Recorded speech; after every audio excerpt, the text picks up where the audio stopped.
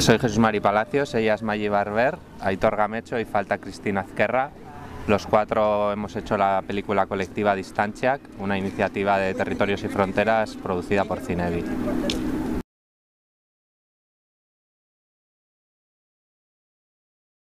Distantziak da pelikula kolektibo bat, orduan premisa batzuen barruan egin duguna da lan alkarreaz metodologiak.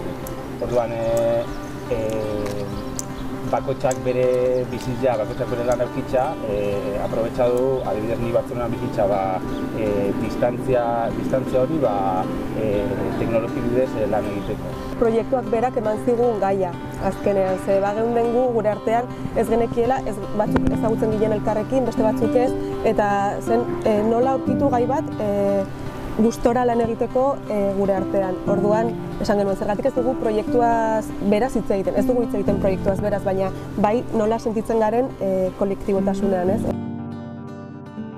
Bai, argi geneukan urrun bizi ginenez, ezin genuela prozesu guztia elkarrekin egin, baina nahi genuen prozesu guztian hurbil egon. Cada uno hemos hecho una pieza que funciona de manera individual, pero que de alguna manera dialoga con las otras, y pues, durante el proceso hemos ido tomando decisiones formales también de cara a que casasen, ¿no? A que tuvieran una forma de alguna manera común.